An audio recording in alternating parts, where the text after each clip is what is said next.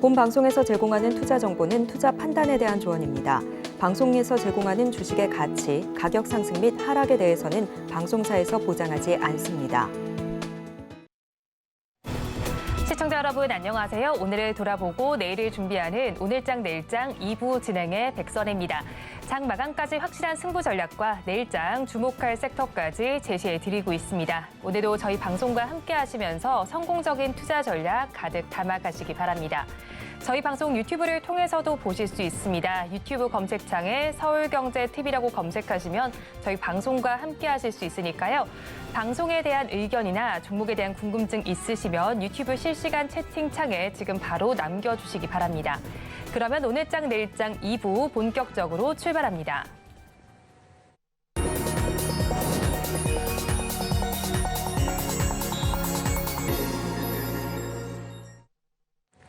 급락하는 종목에 대한 생존 전략을 모색해 보겠습니다. 종목 SOS 시간, 오늘은 다올투자증권 이성웅 차장과 연결되어 있습니다. 차장님 안녕하세요.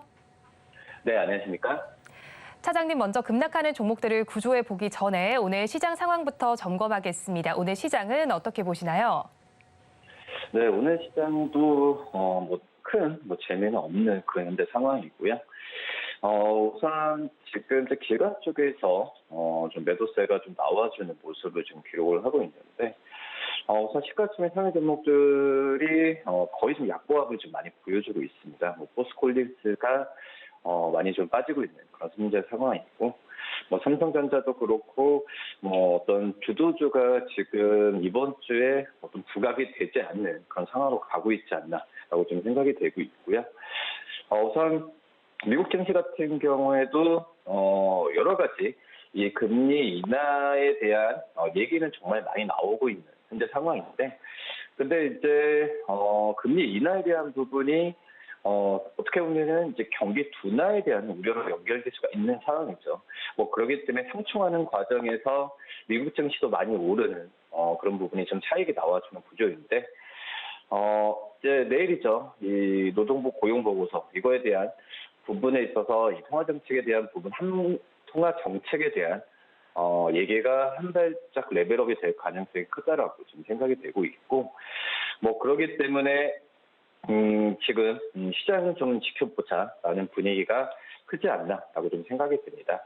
하지만 미국 국채 10년물도 그렇고 달러 인덱스도 이 어떤 큰 상승 기조는 안 보이죠. 그렇기 때문에 지금 현재 시장 상황은 위험 자산 쪽이 오히려 더 좀 선호도가 더 높은 상황으로 가고 있지 않나라고 좀 판단이 좀 되고 있고요. 어제 이제 국제 유가가 5거래 연속 급락을 했죠. 지금 배럴당 $70 밑으로 지금 내려간 상황인데, 그러면서 이제 항공주들이나 이 유가 하락 관련주들이 그나마 시장에 더 관심을 많이 받고 있는 그런 상황이고, 그런 부분을 본다고 한다면 아직까지 종목별 순환매 장세가 지속될 가능성이 크지 않나라고 좀 생각이 되고 있습니다. 주도주가 좀 부각이 돼야 돼요. 그래야 좀 시장이 어떤 일관성이 있는 어떤 전망치를 낼 텐데, 지금 현재는 이 종목별 순환매 장세가 더욱더 신화될 가능성이 좀 크다라고 좀 판단됩니다. 그렇기 때문에 지금 중장기적으로 이제 펀더멘탈이 괜찮은 종목들, 주가가 많이 안 올랐던 종목들도 매수 관점도 괜찮지만, 이제 타이트한 매매 관점을 가지는 트레이딩 전략도 나쁘지 않다라고 좀 판단됩니다.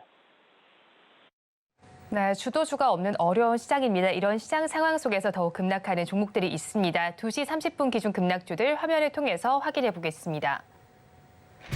이오플로 먼저 살펴보겠습니다. 1조 원 규모의 매각이 무산됐다는 소식이 전해져 왔습니다. 이 소식 속에서 하한가로 직행하는 모습이었습니다. 7,210원의 지금 시간 기준으로 주가는 반응을 하고 있습니다. 다음으로 메디콕스 살펴보겠습니다. 맞춤형 배터리셀 사업에 진출한다는 소식이 전해져 왔지만 거래량은 꽤 많이 실린 상태에서 10% 넘게 빠지고 있습니다. 1,155원 선에 거래되고 있습니다.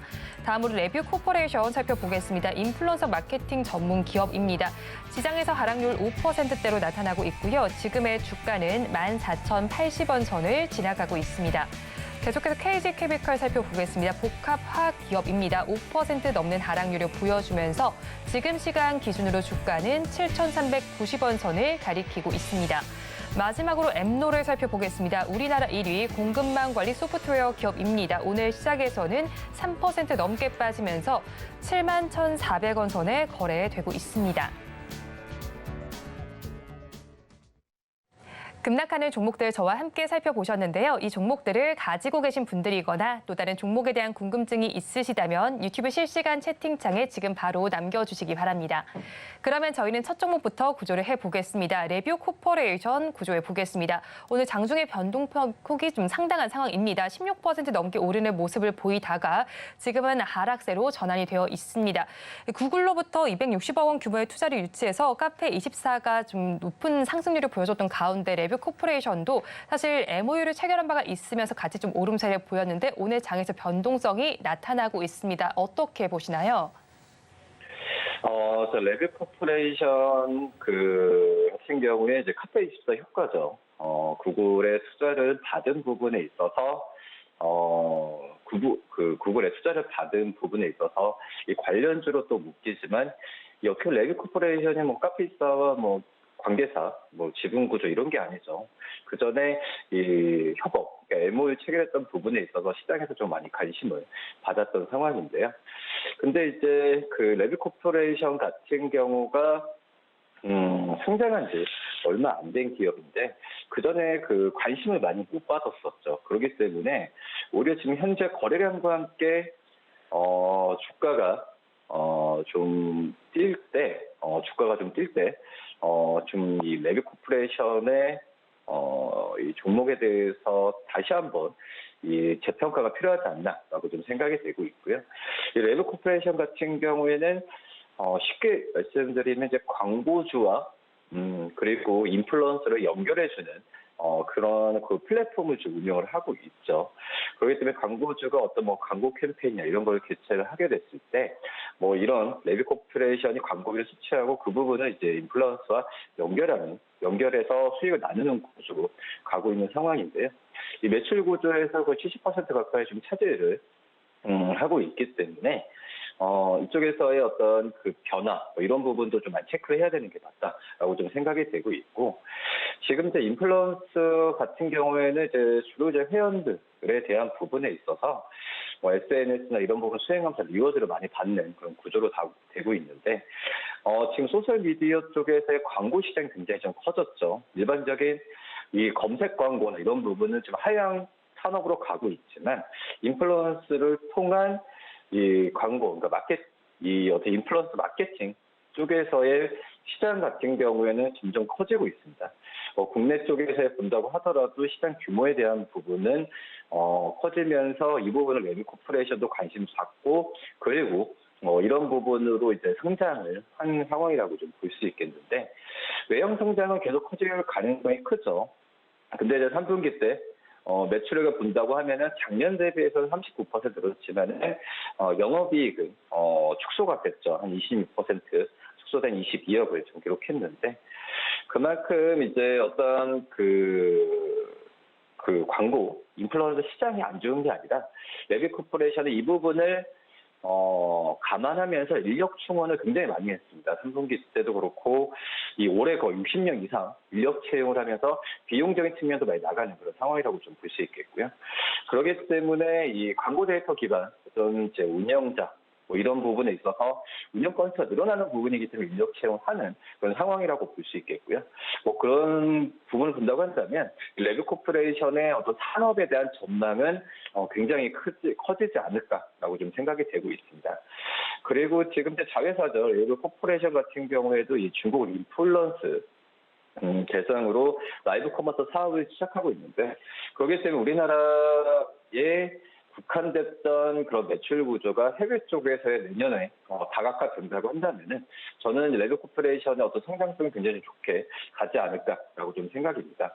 지금 이제 중국 비롯해 동남아 5개국에 지금 진출한 상황인데 이제 내년부터 일본과 미국에 대한 진출 얘기도 많이 하고 있어서 이 부분이 좀 가시화되는 시점 전에 한번 레뷰 코퍼레이션의 매수 관점도 한번 나쁘진 않다라고 좀 판단됩니다.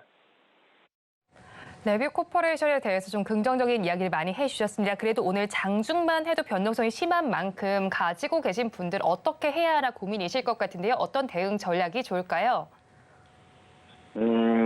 우선 말씀드렸다시피 레뷰 코퍼레이션 자체적인 어떤 긍정적 이슈가 아니라 카페24에 대한 긍정적 이슈 때문에 이 상승폭을 좀 반납하는 그런 상황이 좀 나와지고 있는데, 기존에 가지고 계신 분들은 버티는 전략을 좀 말씀을 드리도록 하겠고, 신규 매수해서 매수 단가를 낮추는 경우나 아니면 좀 추경 매수 관점으로 들어가는 부분은 좀 힘들다. 왜냐하면은 거의 상장한 이후에 최근에 어제 오늘 이렇게 거래량이 나온 날이 별로 없었죠. 뭐 그러기 때문에 이 변동성이 향후에도 좀 심해질 가능성이 있습니다. 뭐 그러기 때문에 신규 매수 관점은 좀 자제해야 되고, 기존에 가지고 계신 분들도 버티는 전략이 맞다라고 좀 생각이 되고 있고요. 목표가는 일차적으로 16,000원, 순저가는 12,000원 말씀드리도록 하겠습니다. 레뷰 코퍼레이션에 대해서 버티자 전략 주셨습니다. 가격 전략 살펴보면 목표 주가는 16,000원, 손절 라인 12,000원 제시해 주셨습니다.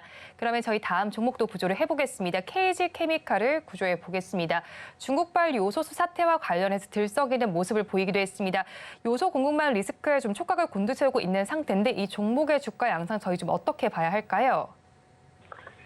저희 요소수 사태에 대한 부분에 있어서 저는 향후에 어떤 우리나라와 중국 정부 간의 그 정책적인 변화나 또 이제 그 얘기가 좀 나와주겠죠. 그렇기 때문에 지금 요소수 사태에 의한 주가에 대한 움직임 같은 경우에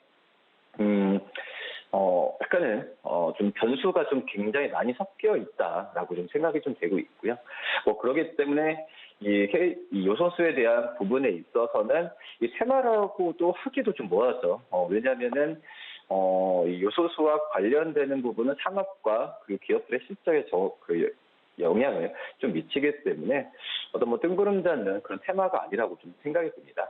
다만 이제 말씀드렸던 중국 정부와 우리나라 간의 어떤 얘기도 있을 테고, 그리고 가장 우려되는 게 바로 이제 사재기죠. 이 사재기에 대한 부분에 있어서 지금 우리나라 그 정부도 한 3개월 정도의 어떤 재고나 비축에 대한 얘기가 좀 나와주고 있는데, 뭐 그런 부분을 이런 얘기가 좀 이슈가 또 계속 나왔을 때는 주가가 오르는 또 급등할 수도 있지만 또 오늘처럼 또 차익실현 매물이 또 급격하게 나올 가능성도 있기 때문에 굉장히 주의를 해야 되는 건 맞다라고 좀 생각이 되고 있고요. 근데 이제 KG케미칼은 요소수와 관련해서는 롯데 정밀화학과 우리나라에서 대표적으로 지금 시장 점유율 1, 2위를 차지하고 있는 기업이기 때문에 직접적 연관이 많다라고 지금 볼 수 있겠고요. 근데 이제 KG케미칼 같은 경우에는 어떻게 보면은 이제 화학, 중유, 그리고 철강 여러 가지 부분에 있어서는 그 전에 실적이 좀 이 글로벌 경기 둔화와 함께 좋지 않았습니다. 하지만은 여러 다른 사업 쪽에서의 진출에 대한 이런 좀 비료 사업이나 친환경 쪽인 그런 사업도 이제 그 자회사를 통한 요식업이나 전자결제 이런 사업 쪽에서의 다양한 사업을 좀 가지고 있는 부분이기 때문에 이 KG케미칼이 요소수와 관련해서만 주가가 더 크게 움직이지만 지금 현재 이 KG케미칼 같은 경우에는 종합적인 어떤 좀 화학회사의 느낌이 좀 많이 강하거든요. 그러기 때문에 KG케미칼에 대한 관심은 지금 요소수 이런 사태가 좀 진정이 됐을 때 다시 한번 좀 봐야 되는 게 맞다라고 좀 생각이 되고 있고, 글쎄요, 결론은 그겁니다. KG케미칼을 요소수로만 지금 주가가 거의 100% 움직이고 있기 때문에 요소수 사태에 대해서 예측을 한다. 할 수가 없죠. 할 수가 없는 상황이고요. 근데 이 종합화학회사로서는 영업이익과 당기순이익이 매년 지금 증가하고 있습니다. 연간으로 봤을 때. 그렇기 때문에 이 KG케미칼의 펀드멘탈이나 이런 부분은 분명히 지금 현재 시점에서는 요소수 사태가 나오기 전에는 저평가 영역에 분명히 있었다라고 좀 느낌이 강하고요. 그렇기 때문에 지금 현재 이 종목에 대해서 오히려 좀 그 종목이 KG케미칼이 좀 주가가 좀 떨어지는 과정으로 간다고 했을 때는 저는 오히려 좀 매수 관점으로 뭐 KG 케미칼을 좀 접근해도 무리가 없지 않나라고 좀 생각이 되고 있고요. 역시 그 종합화학회사니까 전방 이런 산업과 기업들에 대한 이 관계가 좋아져야죠. 이런 부분도 체크를 하면서 KG 케미칼에 대한 관심을 꾸준히 좀 갖는 게 맞지 않나라고 판단됩니다. 네, KG 케미칼 요소수 이외의 것을 보자라고 정리를 해주셨는데 그래도 가지고 계신 분들께서 오늘의 하락에 걱정이 많으실 것 같습니다. 어떻게 좀 대응을 하면 좋을까요? 이 접근하신 분들에게 말씀드리고 싶은 게 그 뉴스로서 요소수로만 접근했다고 한다면은 아마 이 요소수가 진정됐을 때 이 기업에 대한 그 지식이나 이런 부분이 없으시게 된다고 한다면은 단기 트랙으로 접근하시는 전략이 낫다라고 좀 생각이 되고 있고요. 그렇기 때문에 이 가지고 계신 분들은 추가적인 매수 관점은 그 추가적인 매수를 하는 건 자제하는 게 낫다라고 좀 생각이 되고 있고 신규 매수도 굉장히 좀 위험한 그런 상황이라고 볼 수 있습니다. 뭐 그렇기 때문에 버티는 전략이 기존에 가지고 계신 분들한테는 좀 말씀을 드리도록 하겠고요. 1차적 목표가는 이제 8,200원, 순저가는 6,500원 말씀드리도록 하겠습니다. KG 케미칼에 대해서 버티자 전략 주셨습니다. 목표 주가는 8,200원, 손절 라인 6,500원 제시해 주셨습니다. 그러면 저희 마지막 종목도 구조를 해보겠습니다. 엠로를 구조해 보겠습니다. 해외 통합 공급망 관리 플랫폼을 통해서 내년부터 실적이 빠르게 좋아질 것이다라는 증권가의 리포트 내용도 있었습니다. 거기에 코스닥 150 지수에도 신규 편입되는데 이 종목 저희가 좀 어떻게 봐야 할까요? 이 엠노 같은 경우에도 우리나라 이제 공급망 관리 쪽, 이 소프트웨어 쪽에서 1위 기업입니다.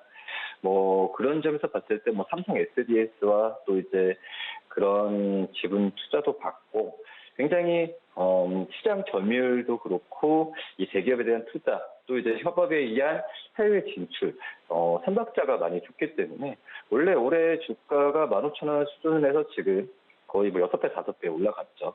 그리고 9월과 11월 달에 주가가 조정을 받았다고 하더라도 이런 긍정적인 요소가 기본으로 좀 깔려 있기 때문에 이 엠노 같은 경우는 실적에 대한 성장성은 굉장히 좀 좋아질 가능성이 있다라고 좀 생각이 되고 있고요. 이 공급망 관리 소프트웨어는 거의 뭐 대부분의 그 어떤 산업에 대해서 섹터가 없죠. 모든 산업이 이 공급망 관리 소프트웨어를 사용해야 되는 구조로 가고 있고요. 지금 이제 실질적으로 그 엠노 같은 경우에도 고객사가 한 500여 정도 됩니다. 이런 점에서 이 단순 어떤 이 공급망 관리라고 해서 회계적인 뭐 그런 부분이 아니라 원가 관리나 조달 구매 또 전자계약 그리고 이 협력사 관리 같은 구매 업무에 대해서 전반적으로 지금 하고 있기 때문에 이 종합적인 이 소프트웨어 기업으로서 시장에서 좀 좋게 많이 평가를 가져가는 현재 상황이고요.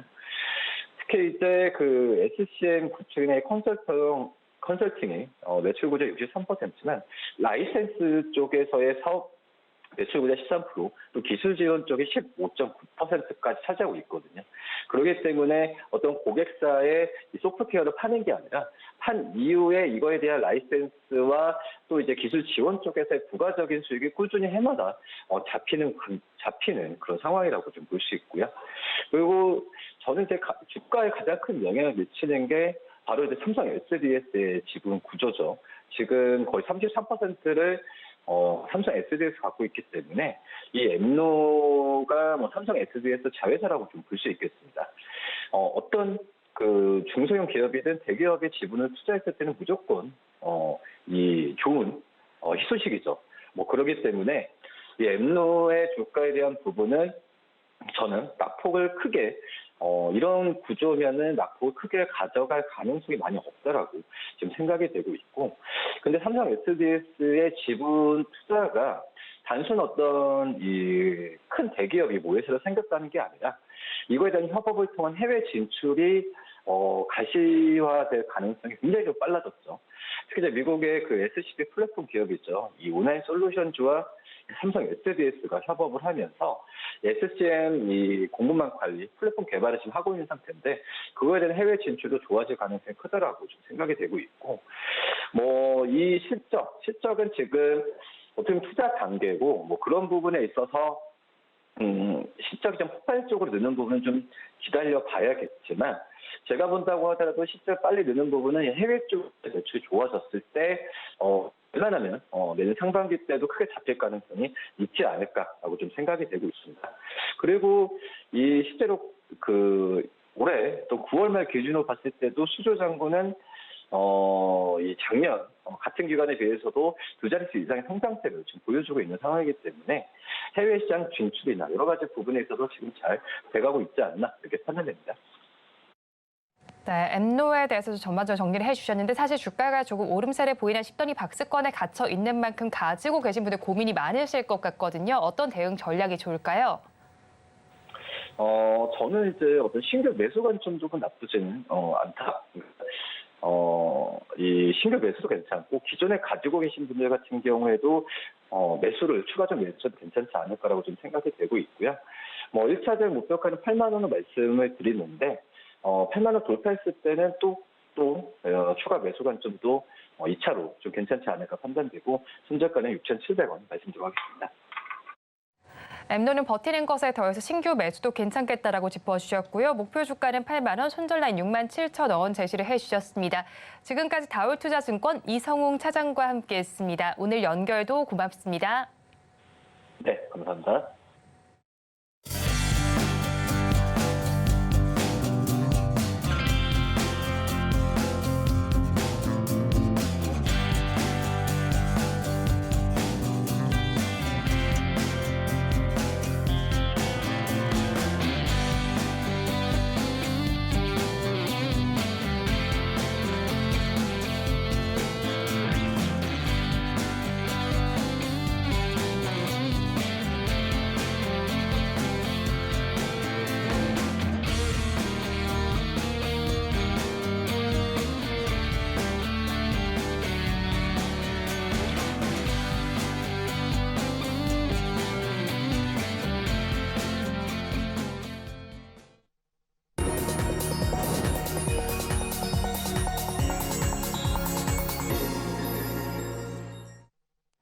앞서서 급락주에 대한 대응 전략을 살펴봤다면 이번에는 오늘의 매매일지에 성공적인 마침표를 찍어드릴 찬스 종가 베팅 시간입니다. 오늘은 뉴스탁의 유창희 대표 나와 있습니다. 어서 오세요. 안녕하십니까. 네, 먼저 대표님과 이 시간에 짚어드렸던 종목 리뷰를 해보겠습니다. 이틀 전에 공략을 해주신 종목입니다. 레고캠바이오 벌써 2%대 수익률이 나오고 있는데 이 종목 계속 보유해 가야겠죠? 네, 아직은 큰 상승은 아닌데 일단은 최근에 오늘도 보면은 바이오주들이 제약 바이오가 좀 강한 편이거든요. 그렇게 무거웠던 한미약품 같은 경우도 한 6% 장중에 9% 이상 상승했다가 지금 6% 거의 7% 정도 상승하고 있고요.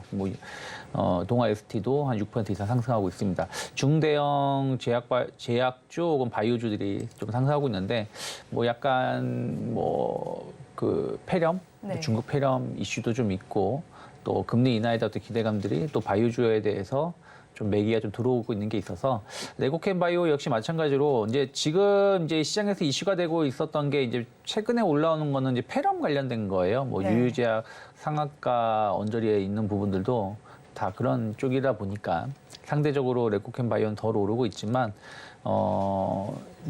그 바이오주 혹은 제약 바이오주들이 그 안에서 순환매가 나온다라면 충분히 이번 달 좀 기대할 수 있다라고 좀 보고 있습니다. 네, 이번 달 충분히 기대해 봐도 좋겠다고 정리를 해주셨고요. 또 지난 10월 31일에 공략을 해주신 펩트론의 경우에는 지금 고가 기준으로 34%대 수익률이 나오고 있습니다. 이 종목 역시 정리 없이 계속 가져가 봐야 할까요? 네, 저는 약간 4만 원에 대한 또 부담감을 좀 가져가고 있는 것 같아요. 네. 하지만 충분히 그 이상으로 갈 수 있는 모양을 만들어주고 있다라고 생각하고 있습니다. 지난번에도 말씀드렸었습니다만은 이슈가 있을 때 한번 움직임이 나오고 나서 야금야금 올라오는 모습이거든요. 그러니까 급등으로 가진 않습니다. 패턴이 원래는 지난 여름에는 급등세로 움직였습니다만은 지금 고가에서의 움직임이 나오다 보니까 단번에 급등세를 가기보다는 완만한 상승을 보여주고 있어서 이럴 때는 솔직히 말씀드리면 조정시 매수가 하기가 쉽지가 않습니다. 왜냐하면 조정을 거의 안 주거든요. 주더라도 장중 조정 혹은 1, 2% 주고 또 다음날 또 그 회복하는 모습이다 보니까 쉽게 접근하지 못하기 때문에 차라리 비중을 조금 줄이고 나서 조금 더 끌고 가시는 전략, 그러면서 수익을 더 키워나가는 게 맞지 않을까 판단하고 있습니다. 네, 비중 조금 줄이면서 끌고 가는 전략이 좋겠다고 말씀해 주셨는데 일단 우리 증시가 조정을 겪는 가운데 제약 바이오주들은 앞서서 말씀해 주신 마이코플라즈마 폐렴 이슈로 인해서 상승세를 보이고 네. 있습니다. 전략 어떻게 가져가야 할까요? 근데 다만 이제 그 종목군들이 조금 흐름들이 연속성을 좀 띠지는 못하고 있는 것 같아요. 그러니까 무슨 얘기냐면 지난주에 강했었던 기업 혹은 이번 주 초에 강했었던 기업은 오늘 덜 오르고요. 네. 오히려 이제 후발주자 성격에 있는 기업들이 또 많이 오르고 있는 모습을 보여주고 있거든요. 그래서 이 중국 그 폐렴 이슈가 뭐 코로나처럼 뭐 코로나 때도 처음에 이제 별거 아닐 거라고 네. 했다가 그렇게 되긴 했습니다만은 중국 폐렴이 좀 그렇게 갈 가능성은 적다라고 보고 있습니다. 그래서 오늘도 보면 뭐 일부 진단 키트 관련된 종목군이라든지 뭐 감기 약 관련된 기업들, 뭐 특히 어린이 감기약 쪽이 좀 강한 기업들이 좀 반등을 좀 주고 있는데 연속성을 띈다라고 보기가 좀 힘들기 때문에 또 최근 시장 테마가 당일은 강하게 올랐지만 그 다음날 또 빠지는 모습을 좀 네. 보여주고 있거든요. 뭐 그렇기 때문에 저는 무리해서 신규 매수해서 넘기기보다는 좀 갖고 계시면 좀 비중을 좀 줄이시면서 넘기거나 혹은 없으시다고 하더라도 하루 이틀 정도 흐름을 보고 다시 재접근하는 전략이 더 맞지 않을까 판단하고 있습니다. 네, 일단은 제약 바이오주 가져가 볼 때인 것 같은데 그럼 제약 바이오주가 내년에 주도주가 될 가능성은 어느 정도일까요? 올해처럼의 흐름이 나오지 않을까 생각을 좀 하고 있습니다. 무슨 말이냐면 뭐 주도주 올해도 엄밀히 따지면 주도주 역할을 많이 한 건 아니에요. 네. 그러니까 좀 작년하고 올해하고 제약바이오들이 약간 시장이 쉬어갈 때 약간 가격적 메리트가 있으면서 반등을 했었던 부분들이 좀 있고요. 또 올해는 이제 비만 치료제라든지 또 영국의 뭐 유전자 가위 이슈들 뭐 이런 부분들이 있으면서 그쪽 섹터가 좋게 움직였던 것이지 제약바이오가 전체적으로 좋게 움직이진 않았습니다. 하지만 이제 내년에는 제약바이오가 좀 기대를 해볼 수 있는 것들이 신약에 대한 어떤 기대감들 계속 나올 수 있고요. 또 하나는 이제 금리가 정말로 뭐 3월 달부터 인하할지 뭐 5월부터 인하할지 모르겠습니다만은 어쨌든 금리가 더 이상 못 오른다라는 거 그러면서 금리 인하에 대한 어떤 기대감들이 나온다라면 제약바이오주들이 좀 힘을 낼 수 있는 위치에는 있다라고 좀 보고 있습니다. 그래서 내년에도 주도주 역할 보다는 섹터별로 좀 순환매가 나와주면서 시장이 좀 힘들 때 좀 방어해주는 역할을 보여줄 수 있지 않을까 판단하고 있습니다. 네, 시장이 힘들 때 방어해주는 역할을 할 것이다라고 정리를 해주셨습니다. 리뷰는 여기서 마무리해보고요. 오늘도 장 마감까지는 13분 정도 남아 있습니다. 그럼 종가 베팅할 종목은 오늘 어떤 섹터에서 찾아봐야 할까요? 네, 오늘 저는 조금 반도체 섹터 오늘 약간 조정이 나오고 있어요. 어저께는 좀 강하게 제법 상승했는데 뭐 반도체 섹터는 계속해서 전 주목을 해야 된다고 생각하고 있기 때문에 그와 관련된 기업 중에서 하나 선정을 좀 해봤습니다. 반도체와 관련해서 요즘에도 계속 이슈가 좀 되고 있잖아요. 뭐 네. 온디바이스 AI와 관련된 이슈도 있고 그리고 네. 그 전에 나왔던 HBM 이슈도 있는데 이런 쪽과 관련된 종목일까요? 네, 뭐 그런 쪽하고 충분히 연관성이 있다라고 볼 수 있을 것 같아요. 네. 그러니까 제가 오늘 가지고 나온 기업은 부품 쪽은 아닌데 네. 약간 소재 그쪽 관련된 기업이라고 보시면 되겠고요. 또 뭐 꼭 엔비디아 죄송합니다. 꼭 그 AI 네. 반도체가 아니라고 하더라도 반도체를 생산하는데 필수로 들어가는 제품이기 때문에 업황 자체가 좀 바닥에 대한 어떤 기대감들 있다라는 부분들 그런 부분들도 내년 수요 증가에 대한 어떤 기대감들이 좀 있고요. 또 하나는 뭐라 그럴까요? 필수 제품이기도 하고요. 네. 그리고 거의 이제 그 독점력? 그러니까 이게 이 회사의 제품이 들어가게 되면 다른 회사 제품이 들어올 수가 없는 네. 뭐 그런 거기 때문에 약간 영업이익률도 상당히 좀 높다라고 보시면 좋을 것 같습니다. 그럼 일단 먼저 업황을 좀 살펴봐야 될 것 같아요, 대표님. 지금 시점에서 반도체 업황 어떻다고 판단을 하시나요?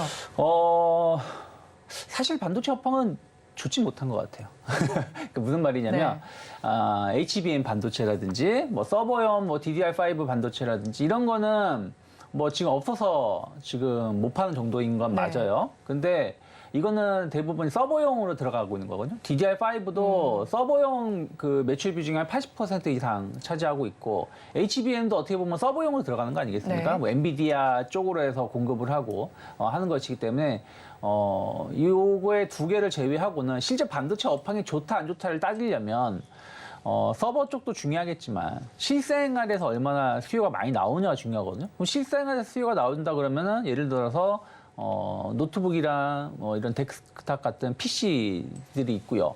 그 다음에 이제 제일 많이 들어가는 게 어떻게 보면은 이제 스마트폰 아니겠습니까? 네. 그래서 이런 IT 제품의 어떤 수요가 코로나 이후에 막 급격하게 늘어나고 있는 상황은 아니다 보니까 아직까지는 업황이 좋다라고 말을 못 합니다. 하지만 내년에 이제 어떤 교체 수요라든지 또 온디바이스 AI라든지 뭐 이런 부분들이 이슈가 되고 이게 시장에 이제 호소력을 주면서 어떤 그 뭐랄까요 교체 수요가 좀 바람이 분다라면 내년에는 확실히 지금은 바닥에 대한 기대감인 것이지 좋다라고 말 못하지만 내년에는 상당히 좋아질 수 있는 어떤 포인트들은 네. 많이 남아있지 않나 생각하고 있습니다. 내년에 좋아질 포인트들도 남아있고 사실 윤석열 대통령의 경우에도 다음 주에 이제 네덜란드 국빈 방문을 하면서 반도체 동맹 강화 방안을 좀 중심을 이야기한다는 소식도 전해져 왔는데 이런 부분들이 좀 반도체주의 훈풍으로 작용할 수 있지 않을까요?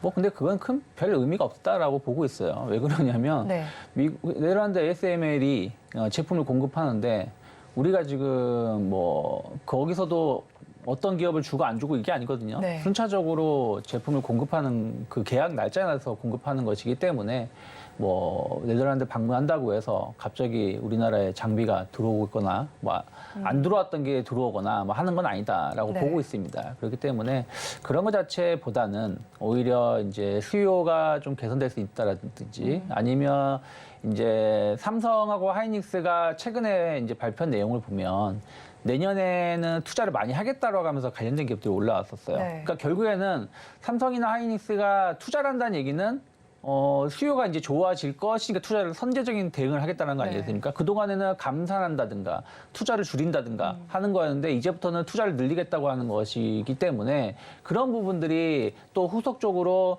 어떤 얘기가 나오는지 여부를 좀 보는 게 기다려보는 게 주가에는 더 긍정적이지 않을까 판단하고 있습니다. 일단 삼성전자와 SK하이닉스 이야기를 좀 더 그렇죠. 주시해 볼 필요가 있겠네요. 그렇다면 이제 반도체 관련해서 오늘 좀 종목을 가지고 오셨는데 좀 다 네. 쓰이는 거라고 말씀을 해주셨어요. 네. 어떤 종목인지 일단 먼저 공개해 주시겠어요? 네, 오늘 TMC라는 회사를 가지고 나왔습니다. 뭐 잘 알고 계시는 분도 있고 잘 모르시는 분들도 있는데 이 회사가 이제 HPSP처럼 특수가스를 네. 생산을 해서 공급을 하는 거라고 좀 보시면 되겠고요.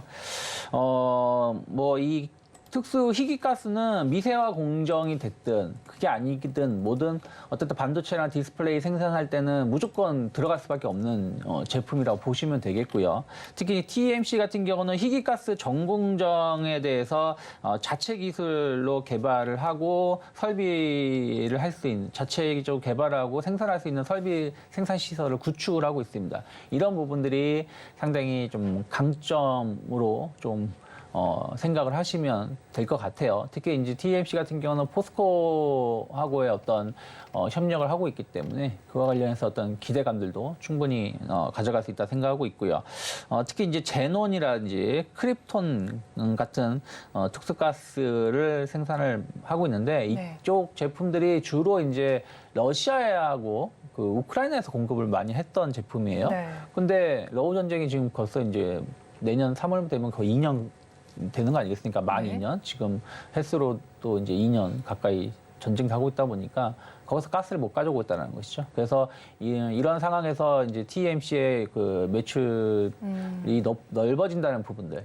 아까 말씀드린 것처럼 이런 희귀가스는 다른 IT 어떤 부품 소지하고 다른 점은 뭐냐면 다른 제품들은 테스트 삼아 써보고 네. 좋으면은 교체를 쉽게 할 수 있지만 이 가스 같은 경우는 이거를 테스트하는 데만 시간이 많이 걸려요. 그리고 똑같은 제품이라고 하더라도 기존에 들어갔던 회사하고 다른 제품이 들어가면 약간 뭐 저는 잘 모르지만 뭐 불량률 이런 게 좀 이게 이런 거에 대한 어떤 컨트롤하기 위해서 어떤 시간이 좀 필요하다고 합니다. 그래서 우리가 그 일본하고 어떤 그 반도체 소부장 이런 대립 구도가 있었을 때도 가스를 다른 데서 못 가져오는 게 아니라 그거를 테스트하고 모아하는 데마다 시간이 뭐 6개월에서 3개월에서 6개월 걸린다 뭐 이런 얘기가 나왔었던 것처럼 한번 공급을 하게 되면은 계속해서 그 회사 제품을 안정성을 확보하기 위해서 쓴다라는 것이죠. 그래서 뭐 하이닉스 쪽에 지금 상당한 공급을 많이 하고 있고,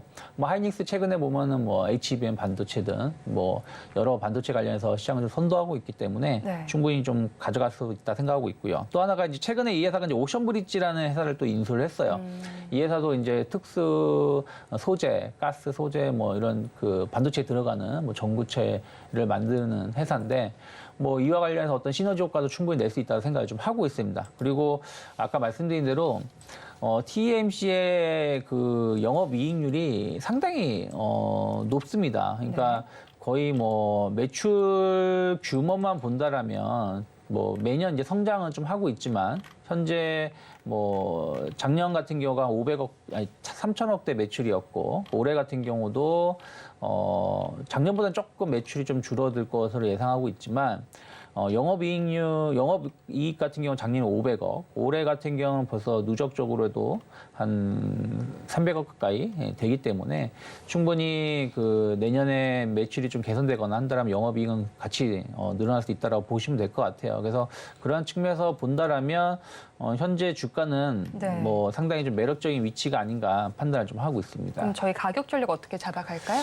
네, 지금 한 4만 1,000원에서 등락을 좀 거듭하고 있는데 이게 바닥에서 많이 올라온 것 같아요. 3만 원에서 많이 올라와서 4만 1,000원인 것 같지만 지난 7월 달 고점대가 6만 원입니다. 근데 HPSP는 신고가 행진을 보여주고 있고요. 최근에 이제 한솔케미칼 같은 경우도 뭐 아주 좋다라고 말씀드리지만 TMC처럼 주가가 계속 우상향 기조를 좀 이어가고 있는 부분들이 좀 있기 때문에 저는 반도체 쪽에 대한 어떤 기대감들 또 희귀가스 관련돼서 이슈가 좀 나온다라면 충분히 5만 원대까지는 완만한 상승세 좀 더 이어질 수 있다 생각을 좀 하고 있고요. 한 37,500원이 크게 이탈하지 않는다라면 뭐 눌림목이 나왔을 때 분할 매수 관점으로도 좋은 기업이 아닌가 생각하고 있습니다. 종가 베팅할 종목으로 TMC 짚어주셨습니다. 그럼 저희는 마감 동시효과 구간 우리 시장 어떤 분위기 보이고 있는지 살펴보도록 하겠습니다. 우리 양대장 오늘도 박스권 장세가 펼쳐지고 있습니다. 좀 전에 힘을 크게 내지는 못하고 있는 가운데 코스피 지수는 0.05%의 약보합세로 2,494선에 마감을 지을 것으로 보입니다. 다음으로 코스닥 시장도 살펴보겠습니다. 코스닥 시장은 0.82%로 조금 더 많이 빠지면서 812선에 종가를 쓸 것으로 예상되고 있습니다. 다음으로 수급 양상 체크를 해보겠습니다. 코스피 시장 먼저 보겠습니다. 외국인과 개인이 쌍끌이 매수를 해주고 있지만 기관 투자자들이 1,000억 원 넘게 덜어내고 있습니다. 이어서 코스닥 시장도 살펴보겠습니다. 코스닥 시장에서는 개인 투자자만이 홀로 사고 있습니다. 1,800억 원 넘게 사고 있고요. 반면에 외국인과 기관 동반 매도세를 나타내고 있습니다. 오늘 시장 상황 대표님께서는 어떻게 보셨나요?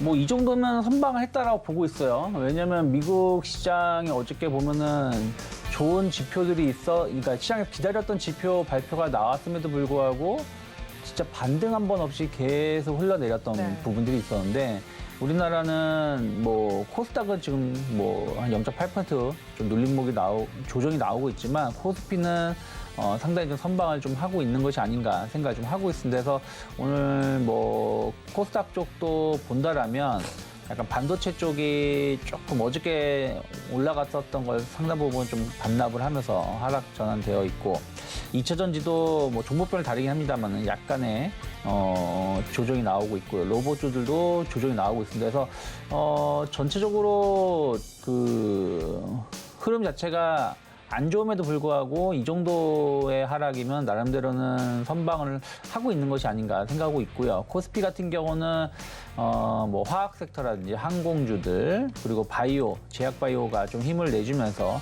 지수를 방어하고 있습니다.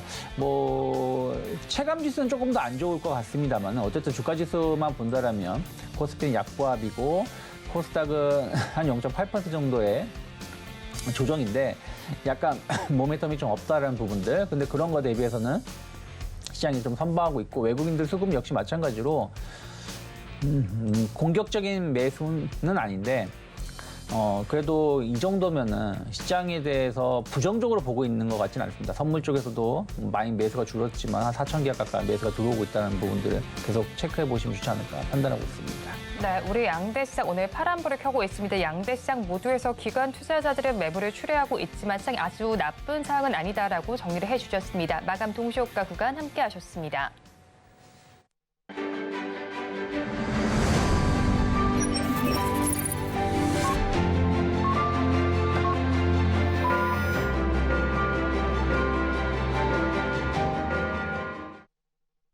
우리 시장 오늘은 또 약세로 마감을 했습니다. 그럼 업종별로는 어떻게 마감이 나타났는지 살펴보도록 하겠습니다. 코스피 시장 먼저 보겠습니다. 역시나 지수도 약세를 보인 만큼 상승한 업종은 세 업종에 불과합니다. 전기가스업이 2%대 강세를 보여줬고요.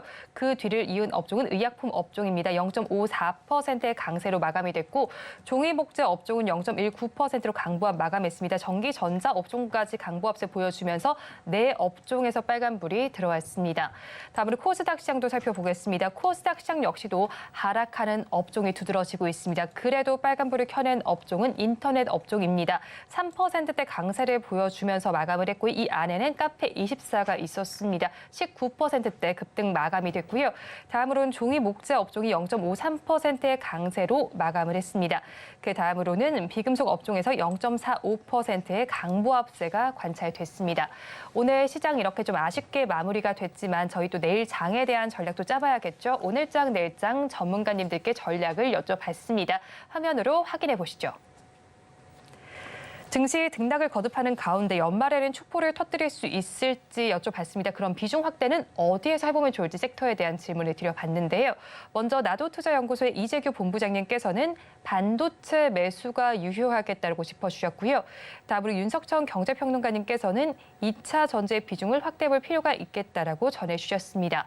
마지막으로 다올투자증권의 이성웅 차장님께서는 통화 정책 완화 속에 제약, 바이오와 로봇 쪽에 관심을 가져보자고 말씀해 주셨는데 세 분이 다 다른 섹터를 좀 짚어주셨습니다. 이에 대해서 대표님 의견 어떠실까요? 뭐 지금은 의견이 다 다를 수밖에 없다 생각하고 있어요. 왜 그러냐면 종목별 장세가 그러니까 되게 그렇죠. 빠른 순환매가 나오고 있거든요. 그러니까 하루는 어저께 같은 경우 반도체가 좋았는데 오늘 하락이 제일 많이 난 게 또 반도체거든요. 물론 이제 뭐 약간 해외 이슈도 좀 있었습니다만은 네. 그리고 지난주 그리고 이번 주에 강했었던 게 STO 테마였는데 이것도 오늘은 좀 약한 모습. 또 폐렴 관련해서도 아까 말씀드렸지만 주초에 강했었던 종목하고 또 오늘 강한 종목이 또 다릅니다. 그래서 진짜로 이 순환매가 좀 빨리 나오다 보니까 진짜 눈치 싸움이 계속 매일 이루어지고 있다 생각하고 있고요. 일단은 이런 흐름이 나오는 것 중에 하나는 모멘텀이 없기 때문이에요. 그러니까 시장은 나쁘지 않은 것 같은데 주가 지수만 본다라면 거의 이제 11월 중순 이후에부터 지금까지 보면은 딱 그 자리입니다. 뭐 한 2,500 한 20포인트 그리고 2,400 한 7, 80포인트 그 안에서 그냥 퐁당퐁당 상승하락을 좀 반복하고 있는 거고 코스닥도 마찬가지죠. 코스피보다는 약간 하단에 있지만 어쨌든 행보가 이루어지고 있어요. 그러니까 이 얘기는 무슨 얘기냐면 단번에 주가가 좀 많이 오른 상황에서 추가적인 모멘텀을 기다리고 있는데 그 모멘텀이 이번 주에 나오는 고용 지표들이고 그리고 다음 주에 있을 이제 FOMC라는 거죠. 그래서 미국 증시도 보면 그냥 행보입니다. 행보하면서 약간 흘러내리는 정도라고 보시면 될 것 같아요. 그래서 모멘텀이 부족하다 보니까 종목별 장세는 게 이루어지고 있고 이런 모습이 내일이나 다음 주까지도 이어질 수 있다 생각하고 있습니다. 그래서 FOMC 이벤트 해소 전까지는 다소 중립적인 시간. 그러니까 중립적인 시간이 무슨 얘기냐면 막 공격적으로 주식을 매수한다라기보다는 수익이 나고 있는 종목은 좀 보유를 하시고 또 매매를 한다고 하더라도 당일 매매에 좀 국한하면서 그러니까 단기 매매를 한다고 하더라도 끌고 가신 전략보다는 수익이 났을 때 좀 빠지고 또 다시 재접근하신 전략 그런 것들이 좀 필요하지 않을까 생각을 좀 하고 있습니다. 그리고 이제 조금 이제 이번 주 지나면 또 12월 중순 들어가요. 그러면 또 이제 배당에 대한 어떤 기대, 마지막 배당 투자를 할 것이냐 말 것이냐 이런 부분들이기 때문에 특히 이제 올 초에 보면은 이제 그 올 초뿐이 아니라 계속 그 행동주의 펀드들 이런 쪽에서의 높은 배당 혹은 주주 환원 정책을 계속 요구하고 있는 게 추세이기 때문에 내년에는 올해보다 더 계속 커질까, 그 요구가 더 커질 수 있다 생각을 좀 하고 있습니다. 그러면은 이제 배당이 좀 높은 기업들, 뭐 대표적으로 은행주들 아니겠습니까? 네. 은행주를 보면 최근에 좀 주가가 많이 하락을 했는데 뭐 올 연초 같은 모습이 내년에 나오지 말란 법 없다라고 보고 있어요. 그리고 음식료 업종군들, 최근에 조금 쉬어가는 모습입니다만은 마지막 배당 투자에 대한 메리트가 있는 것은 음식료 업종군들이기 때문에 그런 부분들에 대한 어떤 관심도를 조금 관심이 좀 나올 수 있는 시기가 됐다 생각하고 있어요. 그래서 다음 주에는 혹은 뭐 시장이 좀 안 좋을 때는 이런 배당주들 조금 주목하면서 대응해 보시면 그러니까 모아가신 전략을 좀 짜 보시면 좋지 않을까 판단하고 있습니다. 네, 그렇다면 저희 내일 장에서는 어떤 섹터에 좀 주목을 해보면 좋을까요? 뭐 일단 오늘 강했었던 쪽이 바이오이기 때문에 네. 바이오가 조금 더 힘을 낼 수 있을 것 같다 생각을 좀 하고 있고요. 그리고 오늘 아주 많은 상승하진 않았어요. 네. 그 얘기는 무슨 얘기냐면 한번 확인하고자 하는 심리가 좀 있었다라고 보고 있습니다. 유가 하락에 대해서. 그래서 만약에 내일 조금 빠르게 주목을 해본다라면 오늘 항공주들이 오늘 상승했다가 상승폭을 좀 많이 반납을 했는데 정말 유가가 $70가 무너지는 게 확실하다. 추가적인 하락 가능성이 있다라는 심리가 나온다라면 충분히 내일 좀 강한 상승을 좀 보여줄 수 있지 않을까 판단하고 있습니다. 네, 내일 항공주들 한번 좀 바라보시면 좋겠고 앞서서 또 이제 배당 이야기 좀 해주셨잖아요, 대표님. 네. 배당 기준이 좀 변경된다는 소식이 좀 전해져 오고 있더라고요. 네. 이에 따라서 저희 투자 전략 좀 다르게 짜가야 하는 걸까요, 이제는?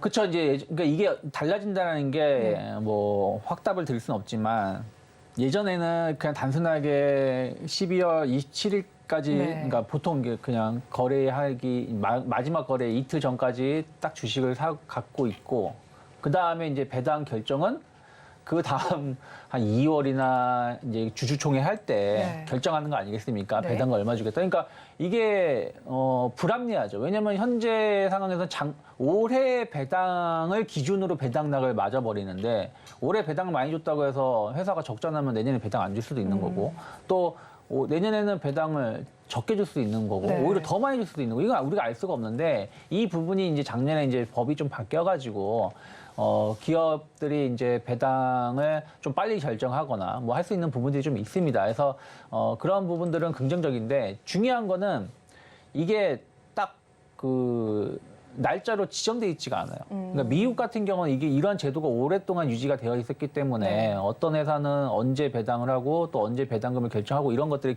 기업별로 딱 리스트업이 돼 있는데 우리나라는 이게 처음 실행이다 보니까 아직 그게 리스트업이 되어 있지가 않습니다. 그래서 그거를 이제 기업별로 발표를 해줘야 되는데 네. 이게 이제 그걸 알 수 없다라는 부분들은 아직까지도 불확실성이 좀 있다 생각을 좀 하고 있어요. 하지만 그러다 보니까 일단은 기존의 패턴대로 예전에 배당을 많이 줬던 기업들 혹은 좀 배당을 좀 많이 주려고 하고 있는 모습을 보여주고 있는 기업들 위주로 선별적인 대응을 할 수밖에 없고 내년 정도가 된다라면 확실하게 이제 기업별로 이제 리스트업이 나올 거 아니겠습니까? 네. 어떤 기업은 뭐 1월 뭐 5일에 발표하더라. 또 어떤 기업은 뭐 2월 며칠에 발표 이런 것들이 나오게 되면 이제 그런 걸 좀 기준 삼아 선택할 수 있는 어떤 기준점은 될 텐데 올해는 아직은 그런 기준이 없다라는 건 좀 아쉽다 판단하고 있습니다. 네, 내년이 되어 조금 더 확실해지겠다라고 정리를 해주셨습니다. 지금까지 유스탁의 유창희 대표와 함께했습니다. 오늘 말씀 고맙습니다. 네, 고맙습니다. 오늘장 내일장 2부에서 전해드린 내용 정리해서 보여드리겠습니다. 화면으로 확인해 보시죠. 오늘장 내일장 2부의 핵심입니다. 오늘 종목 SOS 시간에는 레뷰 코퍼레이션과 KG케미칼, 엠노를 구조해드렸습니다. 레뷰 코퍼레이션과 KG케미칼에는 버티자 전략 주셨고요. 엠노의 경우는 매수 전략까지 전해주셨습니다. 공급망 관리 소프트웨어에서 독보적인 입지를 가지고 있는 만큼 추가 매수를 해봐도 좋겠다는 의견을 제시해 주셨습니다. 그리고 오늘 종가 베팅할 종목으로는 TEMC를 짚어주셨습니다. 반도체가 회복되는 가운데 특수가스는 계속해서 필요한 만큼 한번 공략을 해보시면 좋겠고요. 마지막으로 내일의 승부수로는 항공과 바이오 섹터 짚어주셨습니다. 본 방송에서 제공하는 정보는 투자 판단에 대한 조언일 뿐 해당 주식의 가치와 수익률을 보장하지는 않습니다. 아울러 서울경제TV와 서울경제신문은 당사의 브랜드입니다. 최근 당사를 사칭하는 피해 사례가 늘어나는 만큼 각별히 주의해 주시기 바랍니다. 오늘장 내일장 2부에서 준비한 순서는 여기까지입니다. 저희는 내일 이 시간도 여러분과 함께하겠습니다. 오늘도 시청해 주신 여러분 고맙습니다.